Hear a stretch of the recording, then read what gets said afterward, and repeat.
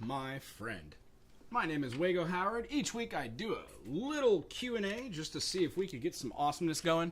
If you have any questions about what's going on, you can put them in the comment section. If you are a musician or you just love music, I would love for you to play along and answer and ask questions as we go along.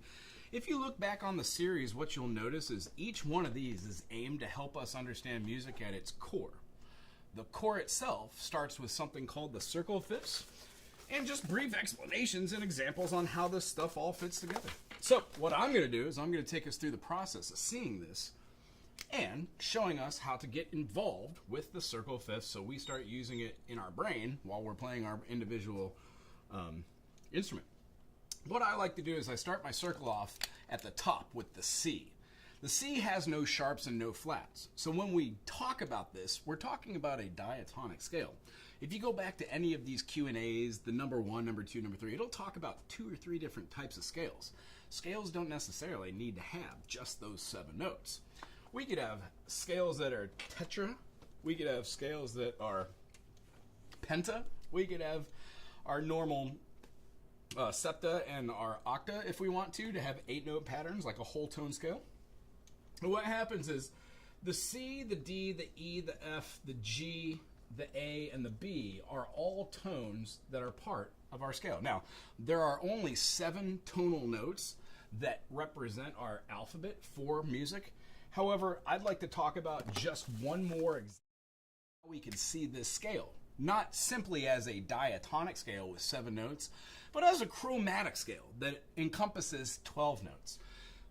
At the end of the session today, I would like to talk about something called negative harmony. We did a little bitty intro to that last week, and tell you what, had a lot of fun doing that. The idea is it's a way to transform your music into another little simple melody that you don't have to think too terribly hard about to come up with the notes. It has the same amount of tension that we would use inside of a chord structure or a progression or a cadence, and it changes the way that we use that resolution by taking chords that are unstable, that have a little dissonance, and moving them towards notes inside of a scale that do have a little stability. And I know that might be a little bit wordy, but the bottom line to that would be this. It makes things feel a little bit darker. And it gives you the opportunity to hear what the best one on any of my scales when I'm with my students, because scales in my mind don't have 8 notes here. That's the perfect octave, the P8. When we do this, we have our octave as well, but they are made out of the same tones that our diatonic scale is. So if you see the C as being the 1, the E as being the 3, the G as being the 5, A, B, and then C, you get all the position points out of here. Each one of these notes that is not this 1, 2, 3, 4, 5, 6, 7 is in the chromatic scale, meaning we have a multitude of minor seconds which have nowhere to go. Those want to go down to the stable chords. So when we're talking about our chromatic scales, we will be in reference to this. If you ever see me count my fingers on this channel, that means diatonically I start with the note we're on. And if we have chromatic, we don't. Because the idea is to get from here to here, we would be talking about minor seconds. Well, C to G, that would be a fifth. When we go from C to G to hit that fifth, that's a total of 7 of these minor seconds. It doesn't have the same gravitas when you're doing it here on the diatonic scale. So that's why we use the circle of fifths in the beginning. And then when I chit-chat about that negative harmony, I'm going to be able to show you how to use a little modus and a little chart which helps us resolve the concept of using a circle and then see how to swap out notes. Not only do we swap out notes, but if you're with me thus far, we've got 3 notes in each triad. Thusly, if we were to swap out those notes, we would be able to see what notes rely on the basic 3 notes and then say, cool, if we have these 3 notes and we consider the 1, 3, and 5 to be stable foundations. That was a horrible way to say foundation. Stable foundations. Every other note wants to go the other way. So D wants to go towards E or C, F wants to go towards E or G, A wants to go back towards G, or move back towards your 1. Same thing with the B. But the thing I'm about to explain here gives a little conscious idea to why we use this circle of fifths.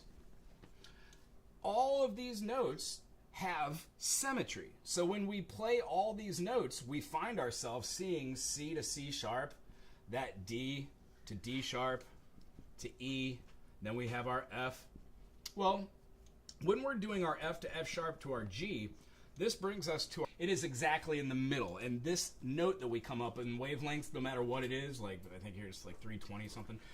When we do that, it's right in the middle. Therefore, that's where the tension, or that's where the expected resolution should go.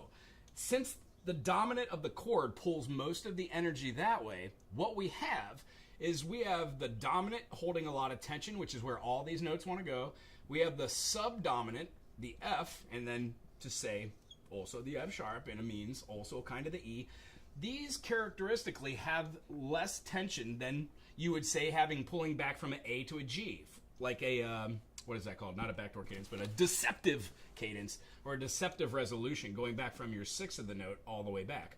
The concept behind all this is, and the reason why I'm getting to this is, when we use the circle of fifths, not only does it tell us what notes are in each key, but it allows us to kind of see where those intervals are and start to talk about it later. It's that negative harmony concept.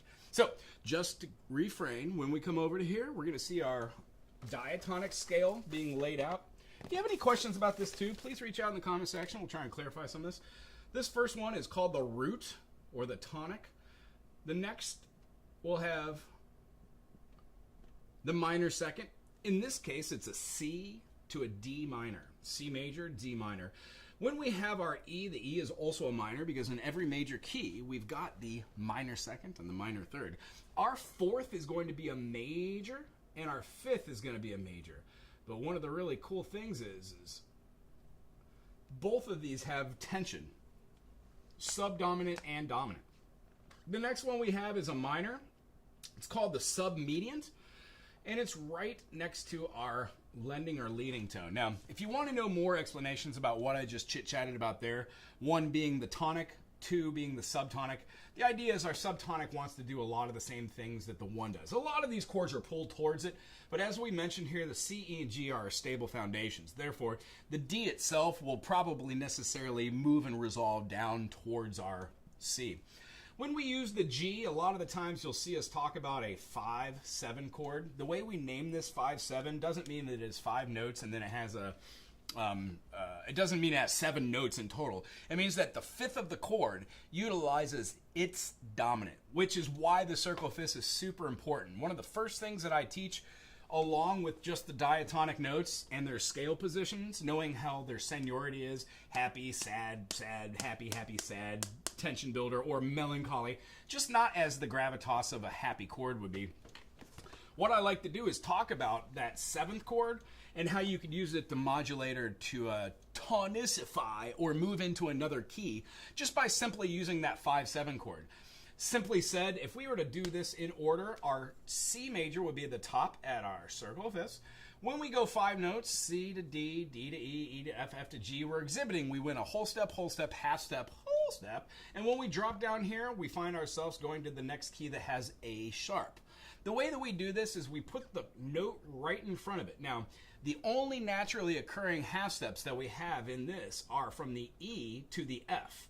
And then we designate that by having either the name of an H or a half or a ST for a semitone. I'm just going to put a half step here. It's also known as a minor second, what we are alluding to as that chromatic scale. They're all composed of those minor seconds. Taking this minor second rhyme, the other ones we have are going to be a whole step, half step, whole step, whole step, whole step, and then the B to C resolution, B right back to C, do, re, mi, fa, sol, la, ti, do. It takes the idea of all these have a interval which has already been measured. When we move to G, we have that same interval movement, utilizing the G, then we go to an A, we have a B after that, a C, a D, an E, and then the aforementioned note that's right before G, because we don't have a minor second in betwixt, must be the F sharp. The F sharp is the minor second before G. So when we talk about this chromatically, you will find that the notes lay themselves out for you that you could visualize. What I would say would behoove you is to kind of imagine every single one of these having that right in between, besides the E to the F. And when you look at the E to the F, think about the F as being an E sharp. Think of the E as being an F flat. Think of the B to the C as being a B sharp, or the C as a C flat as being a B. This will help out in the long run when you start doing the keys of F sharp or the key of C sharp. And then that's why I like to just transpose them over and do G flat and then D flat. Anywho, when we keep going on here, we can write in our notation, but we'll see them as they arise. G gets the F sharp, that's the note right before it. The next key is going to have a C sharp, which is, believe it or not, 5 notes from our last flat. So what's our next key?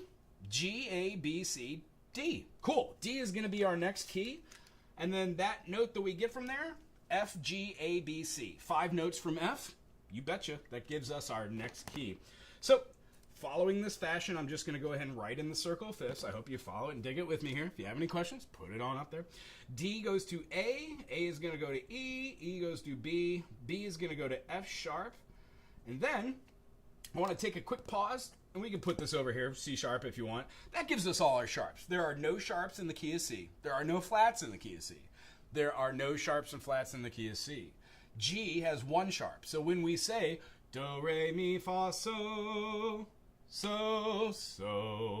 G, A, B, C, D, E, F sharp, G. That's how G would sound in comparison to C. Now, I don't really have perfect pitch. I have relative pitch. So if I'm anywhere close, the notes are still those intervals. When you tonicify any note, let's say we're going to tonicify the next key, we would have to figure out what our next key is. G has F sharp. D has F sharp and C sharp, meaning the note right before our D, here's our D, would be C. E, F. We had an F sharp from G. The only other note that we're going to have in this key for our circle is going to be this C sharp. Yeah, it's at the end of the line, so it's going to be the diminished, as the 7th tends to be. Oh, hey, what's up? Well, how's it going over there across the pond? How's the weather? Tell you what, man, the lives are recorded, so if you want to look at them, oh, not to assume you're a guy, sorry. If you look at the past live stuff, it'll be up there. I made a oopsie and had a little curse word on the last one, so I got to edit that up. It'll be the first video I've ever edited. Long story short, when we go through the process of seeing this, we're going to add on our next sharp. The next sharp that goes into A would be G sharp. When we take the next sharp for E, it'll be D sharp. And the reason why I know this, just use the circle of fifths. F to C, 5 notes. C to G, 5. D to G to D, 5. When we go to the next note, we can either memorize that it's going to be A sharp that goes into B, or we go D, E, F, G, A, make it a sharp, donezo. The idea that we have our F sharp here, and then we have this notation right here. Here's a very interesting thing that I want to jump back onto the chromatic scale. If we were to have the chromatic scale, meaning we have C, C sharp, D, D sharp, D sharp, E, F, F sharp, G, G sharp, A sharp, B, and then back to our C. That would be our B sharp. When we talk about having these notations, here, I'll just move the board a little bit. You see that? When we had that aforementioned 7 minor 7s, that got us from our 1 chord to our 5. That's how many minor seconds are in betwixt C and G. When we want to go from this note to this note, we have to see that that is that fifth. A fifth is nothing more than 7 minor seconds. When we take the note of B and we go B to C, that is 1. Now remember what I said earlier? Diatonically, use the thumb. When we do something chromatically, do not use the thumb. We would say B, C, C sharp, D, D sharp, E, F, and the reason why that's not an F right here is because B to F would be 6 minor seconds. We would need it to be an F sharp to make it 7 minor seconds. Thusly, that's why we have an F sharp here. I hope that super made sense. If not, no worries. We're going to go over it on more of these silly little videos until we have our normal community here up to date on our circle of fifths. Weather's pretty dull, to be honest. Weather's okay. I mean, we get rain so much here on the island. There's 21 subclimates, meaning if it says it's going to be sunny on your do-to-do, in 5 minutes it will be raining, and then it'll be sunny. Sometimes we get in Pacific storms. Other than that, it's pretty low-key. I personally live up on top of a volcano, so I get all sorts of weather. And where I teach from here in Hilo, it's generally sunny with a couple, maybe like 7 or 8 days of rain, depending on the season. Across the Pond. Yeah, Across the Pond would be a great band name. If we ever work on music together, let's name it that. Anyway, going through this fifth here, we're going to find that I want to show you a little mechanism. This actually is how I'm going to write it out, but I want you to see how this goes when we see it in its complexity. So we have all of our notes named over here. One of the things we saw was all of these go through. Let's just take this example of F sharp really quick. F sharp has F. Let's write them all out. F, G, A, B, C, D, and then E. E would be our diminished. So for F sharp, no sharps and flats, 1 sharp, 2 sharp, 3 sharp, 4 sharp, 5 sharp.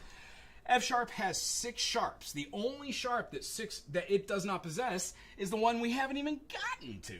So the sharp from the key of G was F. When we go to D, we add our C.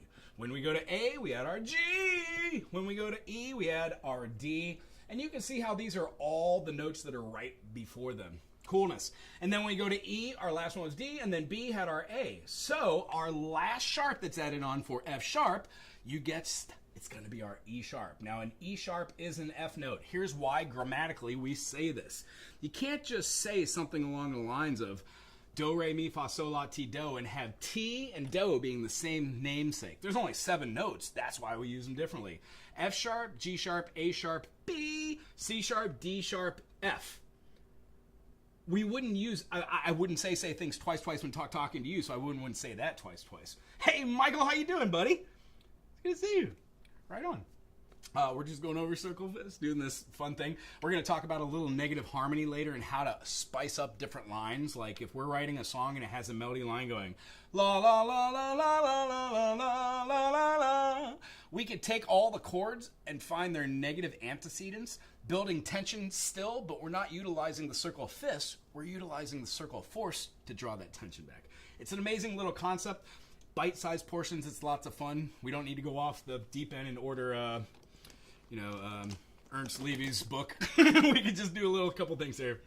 Right on. And remember, talk amongst yourself in the community. If you meet somebody in here and they're also a musician, talk amongst yourselves. Ask a couple questions. So here's the comparison we were trying to make. The key of F sharp has 6 sharps. So when we say this, we know that B is the only note in here that is going to be a natural note. Now here's the kicker. There's only one namesake natural note in here, but when we play this on the piano, there are 2 white keys. Why? The E sharp is actually an F natural. Thusly, you would be playing 2 of those. When you play piano scales like this, sometimes you get a little confused between scales. If you're in the midst of writing and you're playing through these and you want to hear what this sounded like in another key, and you didn't know that F had 1 flat, here's a great way to do this. How many sharps are in the key of F sharp? There are 6. So how many notes are there in a scale? There are 7 notes in a scale. So if F sharp has 6 sharps, we have 1 flat in the key of F. That is B flat.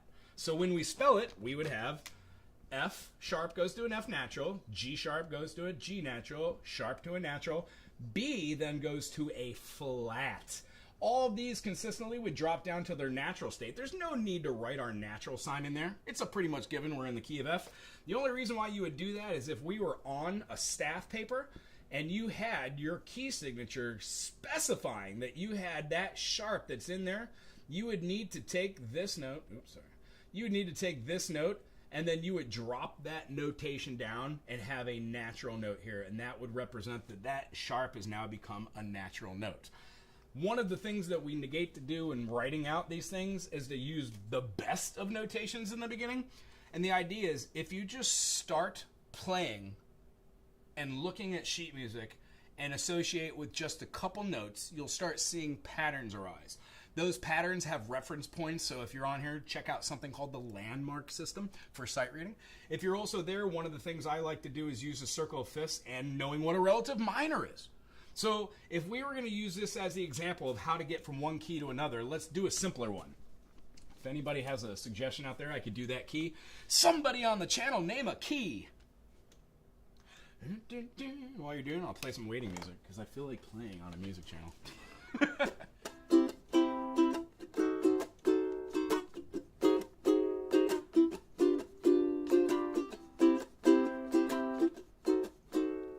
B flat major. Yes. All right. So when we do this, we're going to look up here. The next note to come from here, we could either do it two ways. We could go B major, because we all know our sharps now, right? That's what we teach from. If we know that the B has not 1, not 2, not 3, not 4, but it has 5 sharps, we can write our B up here and say B, C, D, E, F, G, A, B. We'll put the sharp that's in G. We're going to put that sharp that's in D, the sharp that's in A, the sharp that is in E, and lastly, the sharp that hits B. There are 5 sharps in the key of B. When you do this over and over again, you're going to be able to go without writing B, C, D, E, F, G, A. You should be able to go B major, C sharp minor, D sharp minor, E major, F sharp major, G sharp minor, and then A sharp diminished. When you do that, it gives you a really great connection with what all these chords are, respectively to their keys. The aforementioned relative minor is the 6th away. So if we were trying to find B flat as our key, and we didn't know that it had 2 flats, we can take all of our notes here, drop them down, B, C, D, E, F, G, A, and then we could go B was natural, so now it's a flat. C was a sharp, now it's a natural. D was a sharp, now it's a natural. E was a natural, now it's a flat. So on and so forth. Hence, leaving the 2 flats. Or you could say, how many notes are there in a scale diatonically? There are 7. How many sharps are there in the key of B? There are 5. How many flats are there in the key of B flat? There are 2. I hope that little mechanism really, really helps. The idea between going through all these helps in the brain too. So let's just take this and throw this B flat up there, and then let's start our little journey with seeing little relativity. That was our explanation for the circle of fifths. Our circle of fourths goes the other way. So if we've got our B flat, C, D, E flat, F, G, and then A, we have all the notes of our B flat major. When we write out our circle of fifths, I'm going to do just a very small one. I'm not going to write the sharps this time. I'm going to write the flats. And yes, I did say sharps. My bad. B, E, A, D, G flat, C flat. The same as our sharps. No sharps and flats, 1 sharp. Not sharp, flat. 1 flat. That flat is B flat.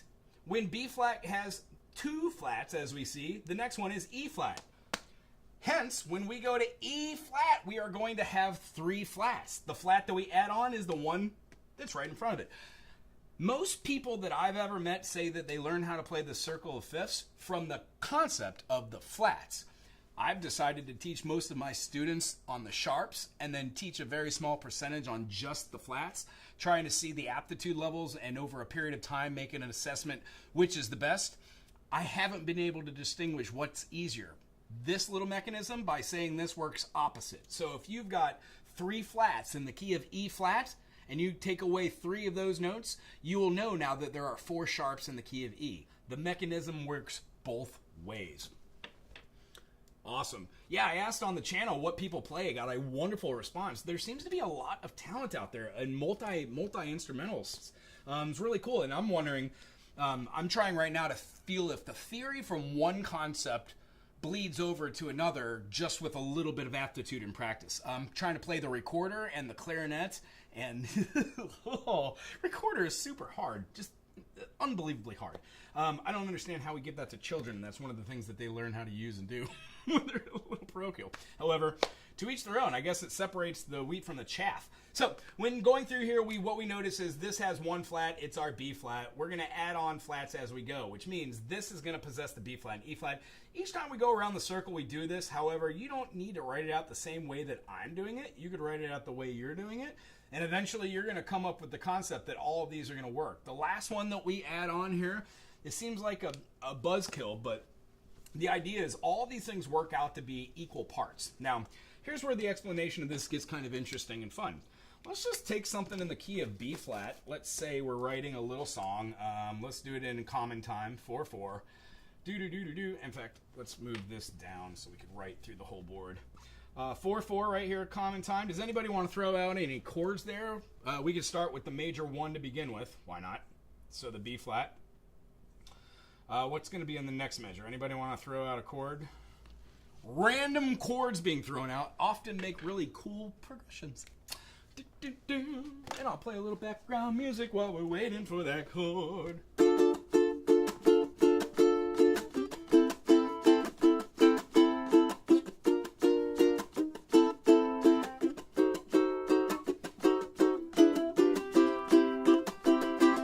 we get a seventh? Absolutely. Let's see.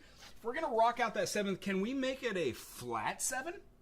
Go outside the construct of our diatonic key? Would that be fun? Or do we want to stay inside of our diatonic? If we did a seventh, we'd be doing a lending tone, the A diminished. So the idea is we can use the A diminished as a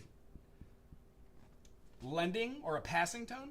However, if we utilize the 5 of the chord and we turn that into a 5 dominant, we're actually, yeah man, let loose. Yeah, let's look at both equations. Let me get through this concept and see what it would sound like as a flat seventh. The way we do that is we would be turning this one into a resolution Tito. If we use the A flat, in this case enharmonically saying A flat takes the place of that A, major seventh, minor seventh. So we would actually be able to use an A flat major or an A flat major 7, and it's called a backdoor cadence. It's a wonderful way to swap up that diminished feel where it feels like it's anxious and tension and gives it a little looser, better feeling chord that you could use a lot more modes over rather than just half stepping modes or whole tone modes. Cool. So we're going to use that 7 chord there. And let me see here. Is that in the way? No. Wonderful. And anybody else want to throw out another chord? Maybe a minor to give a little bit of depth in this tune. When we're waiting, I could play some rhythm music here.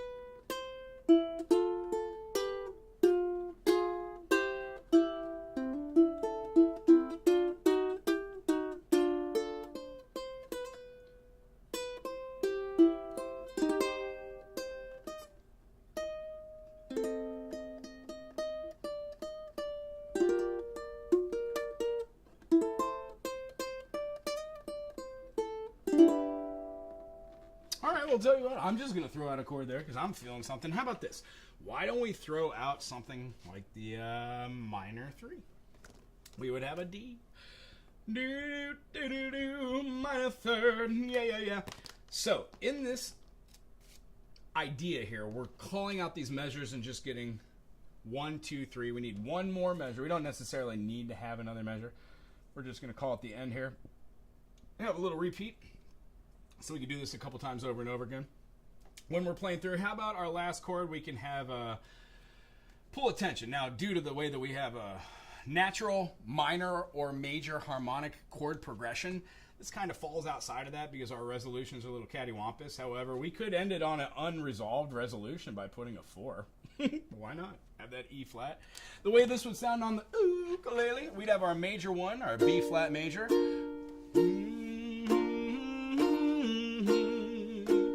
Then be going to our F, but we're going to add in our D sharp or our E flat. Relatively, we're going with that E flat. And that's going to give us our F dominant 7.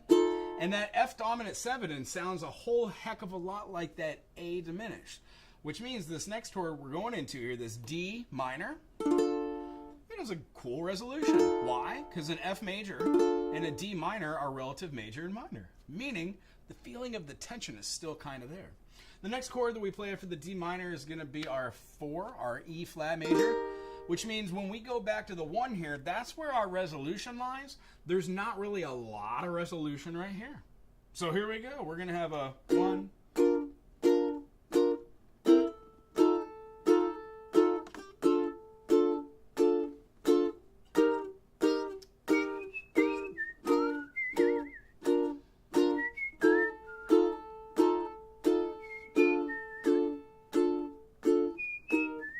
I could come up with a million melody lines over the top of that. B flat major, F dominant 7,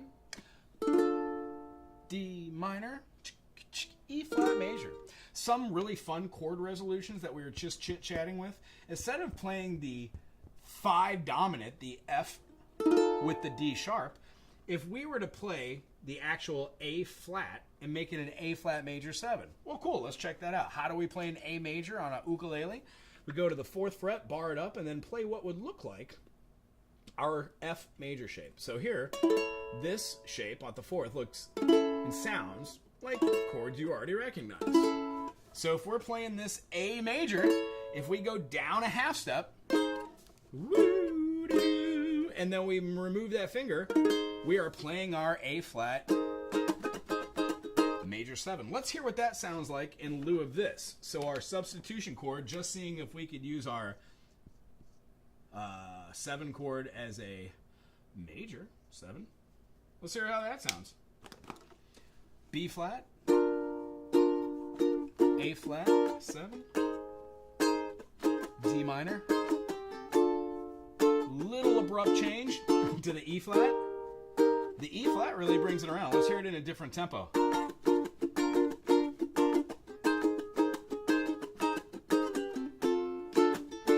I would at this point go, oh, I'm going to get rid of this minor 3rd. It doesn't work out for me. And I would change my minor 3rd to my 5 chord, my F.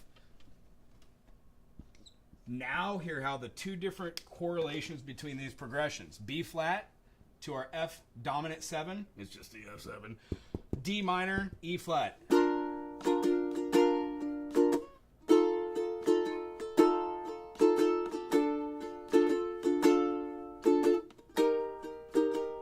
Here's the other one with the alterations.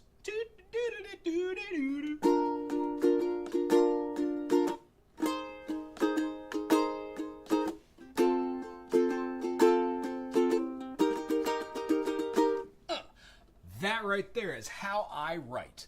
I come up with a basic concept, I throw out chords from a song, I alter what I put in there, and I see if I could use any other notation. After this, the next thing that I would do is I would put 7ths in here. Not just here, but I would make something like this a 7th as well. Or I would do what we're going to be here to talk about today just at the very end. Let's use a little bit of negative harmony. What's negative harmony, you say?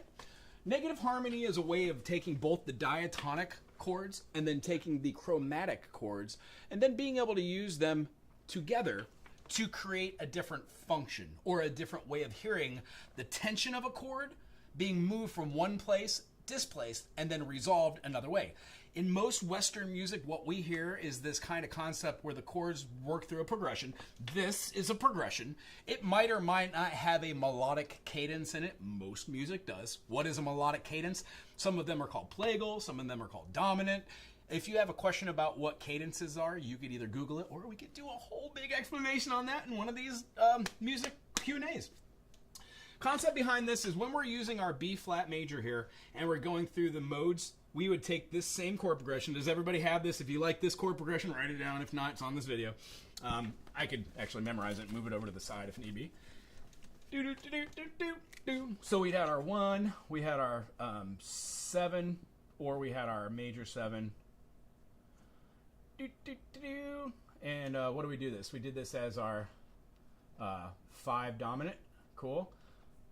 And then the next chord we had that could have been altered was our 5 chord right here, where we had our 3. And then right here, we had our unresolved cadence with our 4 chord. And then there was no substitution for that. We could have repeated that all day long. It would have been fun. Either one of those super works. I hope somebody does make a song out of that. Awesome. Hey, Tom, how goes it? And then going from the concept of having just these notes, yeah, let's just change key. Let's put it through the eyes of C major so this is easier to explain negative harmony. Alrighty, folks. Negative harmony being used for C, D, E, F, G, A, B, and then C again. There are a couple different ways to explain negative harmony. This is only my understanding of it. I use it very seldom, but what I found is most of the music that I really like, or some of the songs that I've already previously written, have the concept of negative harmony in that, unbeknownst. If you're looking for it, you can probably find it. If you torture that data enough, you most likely will find it. So when getting through the process of here, hey Tom, how's your day, buddy? Good? Good? Aloha? we can move through here having just these notes for negative harmony. So watch this. I'm going to take my circle fifths, and rather than writing that circle fifths where I have C exactly at noon, I'm going to put G right next to it. Why? G is 5 notes from that note. So when we move over, I've got G to C to G. The next note that comes through on both sides, I'm going to write so I have symmetry. I've got horrible driving. Back on sunshine? Good. And then, oh, you're back on? Shoots. Right on. Pop by if you're in the area. And then we have our next note. When we go to our next note in the circle fifths, we would have a D. So on the other side, we would have an F. I hope you can see where we're going with this already. The next note that we're going to have in the circle fifths when we go 5 out is the A. Thusly, the next note we have down here for the circle fifths is the B. If we keep going on here, we have an E. This is going to be an E flat. We have our B. This is going to be an A flat, and then we have our F sharp. Now all of these are exact same thing that we just scribbled down for our circle. And then after here we're going to be having our a D flat. Now you might ask, where are the other notes? Why didn't I write in the C sharp over here? Well, the idea is a D flat is a C sharp, and harmonically speaking. When we go over here, the F sharp is in fact a G flat. So if we were going to change this preference over here on here, we would have a C major, then we would have a G7, we would have a D minor, and then we would have our 4 chord, the F. The progression is the exact same as it was in the key of B flat, and the way to modulate from B flat into this would be to use the diminished or the 5 dominant of the key you want to go to. So if we wanted to go to C, when we're playing this progression, at any point you could throw in a G7 and immediately start your progression on that C and follow suit. That's how modulations work. Using negative harmony inside of this structure to be able to create melody lines and use chords which are not the same as this is the next step. And why don't we try to just start, I guess, explaining and using these little tools and little bite-sized notions to change your music just ever so slightly. What are we talking about? Yes, you can use this on a note-by-note basis, meaning if you're playing in the treble clef and you've got something like a G, B, D, 1, 3, 5, 1, da-da-da-da. You can see how taking the notation from here, you can alter these. This is utilizing the circle fifths. I use this for changing chords. When I utilize the chords, we're changing it to a different key. We change from B flat to C. So when I wrote the B flat up here, I would have written B flat right here. And then I would have gone through its notes in its circle fifth from that point, meaning F, C, G, D. It just would shift it over. One of the concepts we would use here is the negative harmony looks like this.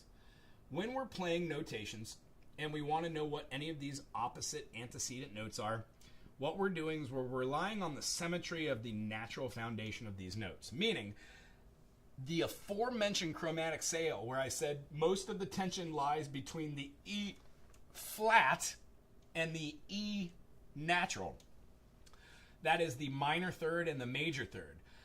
When the tension is divided between a stable chord, and a stable chord, that E flat itself, there's a negative harmony that results as having the wavelength that falls between there.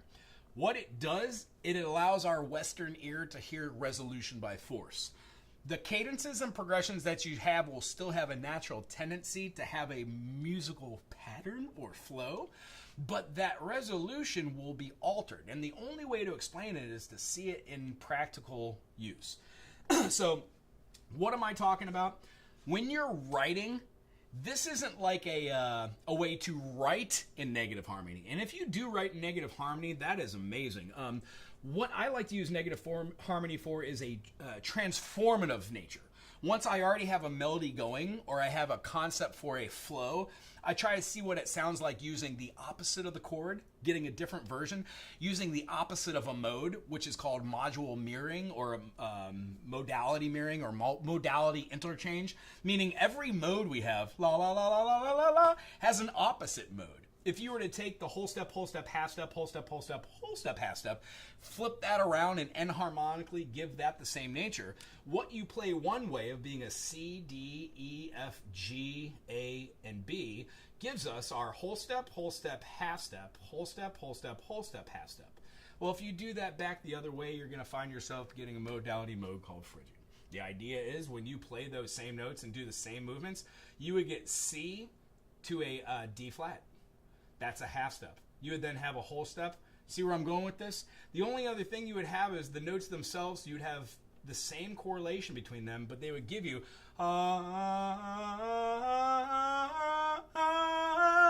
so the feeling of these gives a little off-putting nature, but what we do is we use this system to be able to hear different tones. So if we were going to have a G here and we gave the opposite of the G would now become a C. When we have the B would become an A flat. C, D, E, F, G, A flat. When we have our last note, D becomes an F. I'm going to take this up, D, E, F. We can either put it down here or around. Where do you want to put it? Right here? Does that sound good? We can put it right here. The idea is, if I went up in nature, I'd be going in the same place. So what I want to do is think the opposite. This went up in nature, so this time, using the opposite, I'm going to go down. How do we do that? C right before a B, and then A. So we're going to put our note down here. We're going to throw it down here and put our A flat. Is this feeling pretty cool right away? And then lastly, our F, if we did that, yes, you guessed it, we're going to be going down in that nature. Now, we could have put our tonal movement up here and had the C up here, done C, A flat, and then F. That also works. I just wanted to see it down here in a lower clef. So if we've got this, we have C, B, A, right before A, G, and then F. Here's our F line. And because we're playing an F natural, that went to an A flat. That's how it would feel. Because G is the same, we would go up and we would play the same note as we did here, the C. As it stands, we would have ha, ha, ha, ha. The feeling of going down would have our C. Ha, ha. We'd have a different feeling for the melody, which goes down and it gets dark. Well, if over here we were playing just, let's say, we were playing a G major. There are no sharps and flats over here. We're in the key of C. If we were playing a G major, this chord would be called the 5 chord because it's the 5th in the key of G. This is how we do chordal analysis. And the underlying theme of this is when you do chordal analysis and you add on 7ths, you would put a 7th note. These would rely on having stat chords, so the only thing I'm in reference to is here. When we do this note, you could actually do chordal analysis on every tone inside of here. How do you figure out the chords in a negative harmony? You said something about it in a pre-live. I can't remember what you said. The chords in here is the same thing. So let's say we're doing the G major. G major, how do we spell our G major? We spell our G major G. Skip one, go to the B. Skip one, go to the D. Our triad, our 1, 3, 5, based off of this, gives us GBD. According to our negative harmony chart right here, that's just using our circle of fifths, flipped over, C becomes a G. G becomes a C. So when we write this out, we're going to put a C here, and I'll put it down here. Can we see that? Where am I? Right? Yeah. No, we can't. So I'll put a C right down here. G became C. What does B become? Here's our B. B is going to become our A flat. And then what's our last note? The D. D is going to become the F. I know it might be weird to see a C, A flat, F, but when you look at this as being forwards, backwards, up, down, in, out, you're really just relying on the F, A, and C. Do any of these fall in place of each other as being a triad? And what we can say is, if I went to the first one, C, and went C to E, that's a third, minor third, major third. Is that any of these? No. What is C to F? That's a fourth. So that's not what I'm going to be looking for my root, my tonic. Another great way to do this is this. G is the first one I looked at, so the one chord I want to have in here is C as my root foundation. If my root foundation starts with the C, I can name this as all sorts of things, but looking at it the opposite way as having an F, A, and then C, you would say, oh, F to A is a major third, A to C is a minor third. If you flip that and give this an A flat, you now know that F major has just made its mediant a flattened note, thusly giving you an F minor. The tendency that we would have to see this would say, oh, if I'm playing this in G as a perfect or imperfect cadence going through the process of these notes, you would find that playing in G works fine here. Using the negative harmony, the notation of the chord that you would use, here, let me write in the right colors. The notation that you would use over the top of this, because this would be in G, correct? Well, this one is no longer going to be in G, is it? It's going to be in our F minor. So we could either say that we modulated or changed keys, or in the same color, I'm just going to write it down here. You could use that 4 chord, but rather than writing it as a major with a top column line, you would write it as a minor. The chordal analysis that comes off of this is the negative harmony triad that is created from D major is going to be in F minor. This gets a little bit more tricky when you add on 7th tones, but what we can do is we have chordal analysis through the idea of just this notion, and I want to just lay this out for you. This actually is the bee's knees.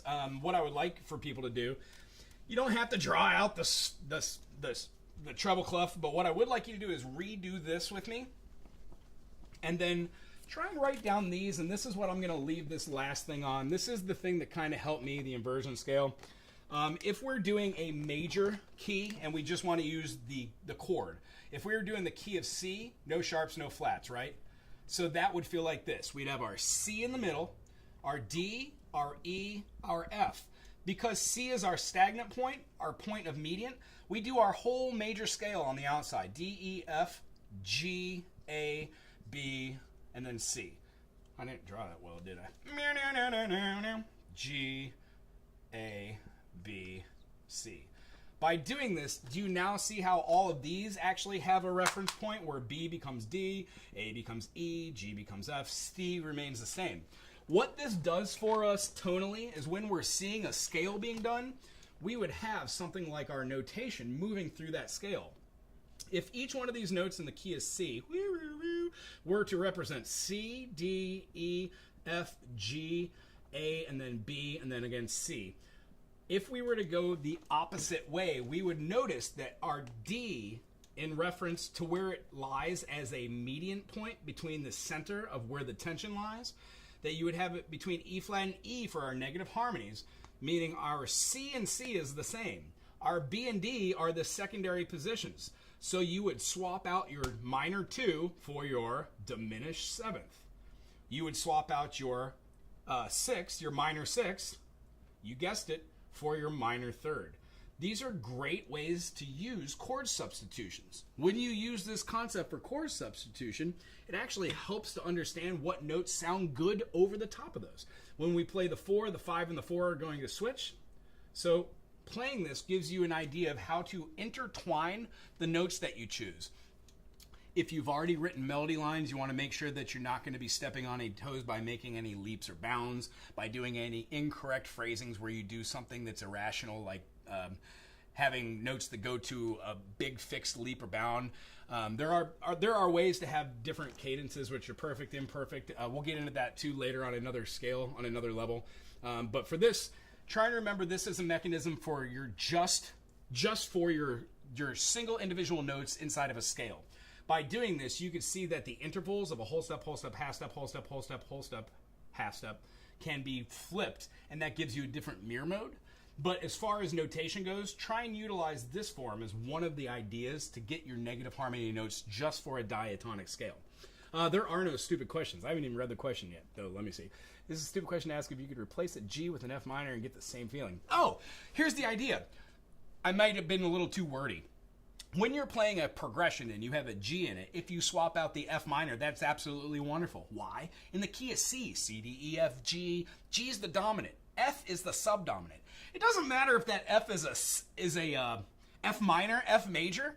It's just as long as it has that ability to be that. If you even flatten it another time and you had a F flat or the E and you put that into a major minor, there's still tension there. The idea is, what type of tension do you have? The idea behind all these things is you're building a progression, and that progression utilizes a G, and you put that F minor in there in lieu of it. You're creating a natural tension which wanted to go to the dominant. You didn't use the dominant, but you used the subdominant, which is still functionally great.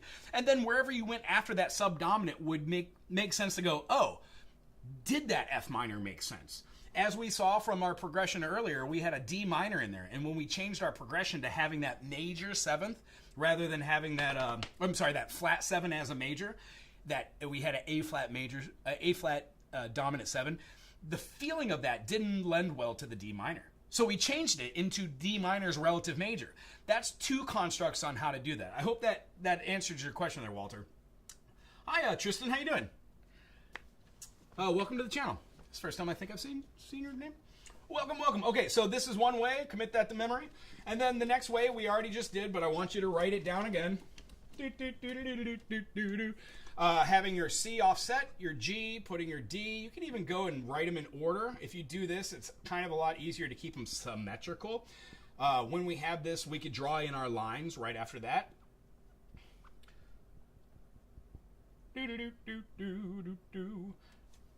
So these are the same, right? C, F, G, B. Oh, I forgot A. B, E. I was wondering why that didn't look right. A. And then we've got our D flat. So all of these are little buddies. Oh, little buddy.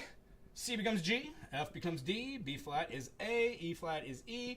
And the reason why is the tension that is built between there is residing right here between your E and your E flat. So if we took this symmetrically, all of these tones are our opposite and or negative tones. These opposite and or negative tones are the exact explanation we are chit-chatting about today. And then the last thing that I want to leave you on today, besides just the major scale inversion, is to see how these negative harmonies actually resolve. And this, if you want to jot this down and just put this in your music notebook, this is probably one of the best little thingies that I could find as a reference point. Wikipedia has a lot of good information. I went from a jazz book, Mark Levine's, just very, very small hint on how this goes. But they put a little thing in there about how to just see chords as being altered or changed. 1, 2, 3, 4, 5, 6, a 7. Lather. All right, so we know that in a major scale we've got the 1. Ta-da! When we have a 1, we next go to a 2. I'm just going to write these in as theory would say. The reason why we use Roman numerals, it's much easier to see these in notation than having a bunch of different letters, but you could also associate all these notes and names. 1 being the tonic or the root, 2 being the subtonic, 3 being the median, 4 being the subdominant, 5 being the dominant, 6 being the submedian, and 7 being the lending or the leading tone. The one cool function that I'm going to leave us on here today is this. This is the chord breakdown for each one of your chords. So if you're in the key of C, this is what your C's will become. The C would go to a minor. So your C major becomes a C minor. When we're using this D, remember how we nailed out all the different notes? Like we went from 1 is like the 1, 2 is like the 7, 3 is like the 6. Following that, these are the chords that arise out of it. We get a flat 7 right here. The next chord that we have after here is going to be our flat 6. And all of these were just phrasing as these majors here. Our 4, when we get the negative reverse of it, as we saw, our G major, right? Our G major became a minor. So that's the same preface that we're going to see in this next one. The 4, however, becomes that 5, but we're going to see it as a minor 5. Our 5, of course, as we were just saying, becomes that minor 4. Our 6 in the negative harmony would become a flat 3. And then our 7 would become a diminished second. So one of the really cool things we could do is see the chord constructions out of all of these. When you see the chord construction out of these, you have C, E, G, D, F, A. Oh, and we could even write our little circle over here in a second if you need that to be there. D, F, A, what is this? E, G, B. We're going to have F, A, C, G, B, and a D. My handwriting's horrible. A, C, E, B, D, and a F. And when we go to do here, what we're going to see is our C becomes a G, our E becomes an E flat, and our G becomes a C. If we were to flip that the other way, we would see that as being a C minor. And I could even draw the little circle down here so we're not breaking your brain.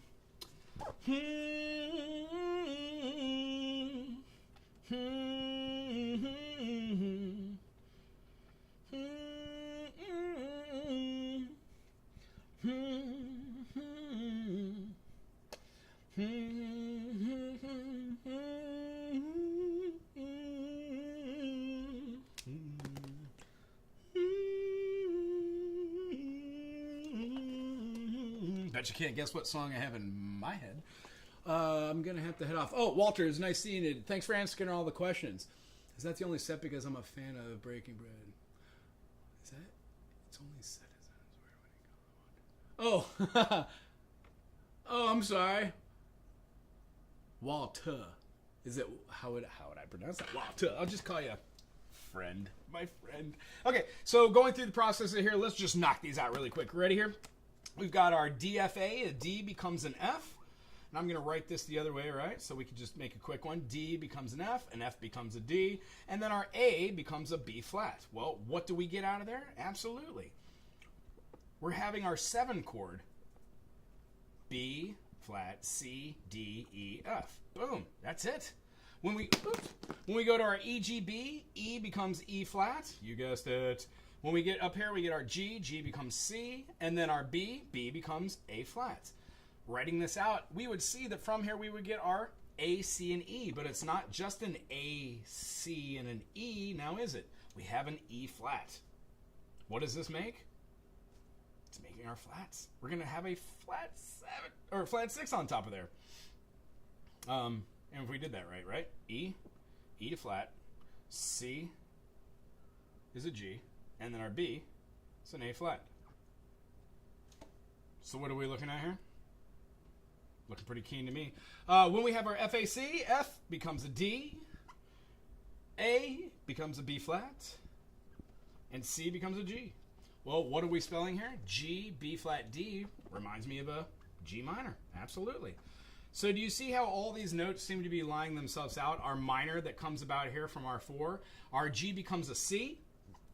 Our B, as you follow, becomes an A flat. And then our D becomes an F.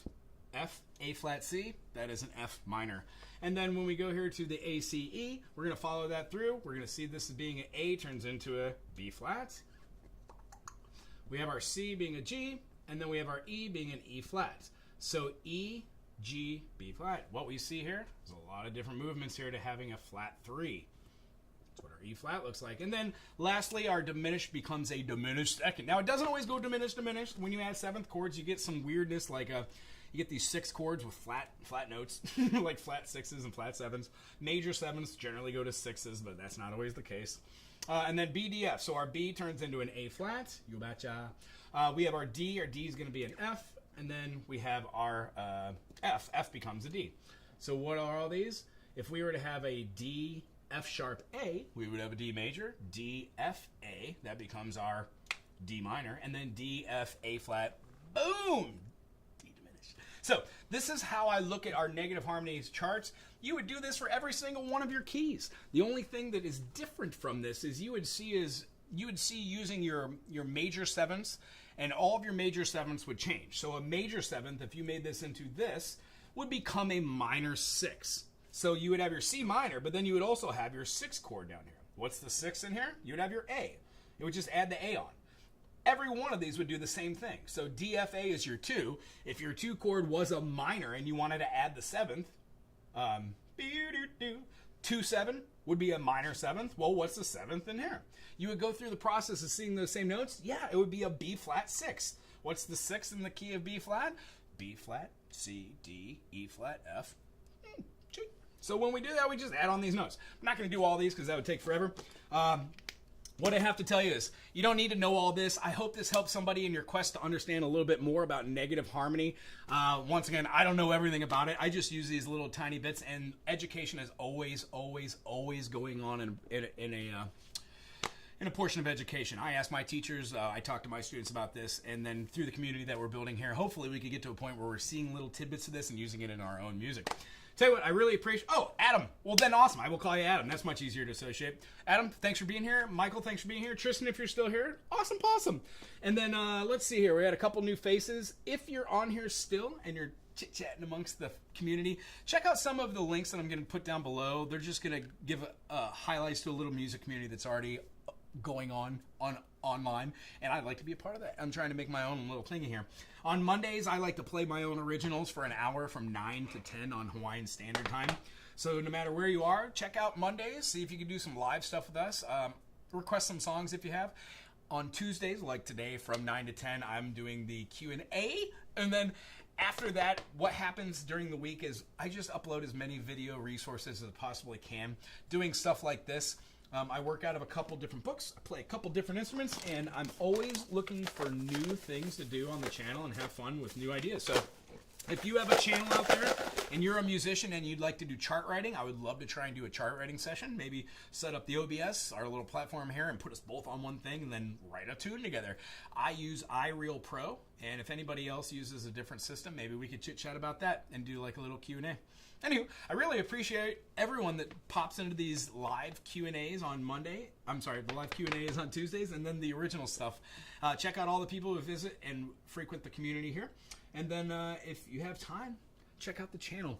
Subscribe if you already haven't, thumbs up. And then if you are interested in personalized lessons, I can be found at bigislandtinyfootprint.com. Thanks again. My name's Wago. Aloha!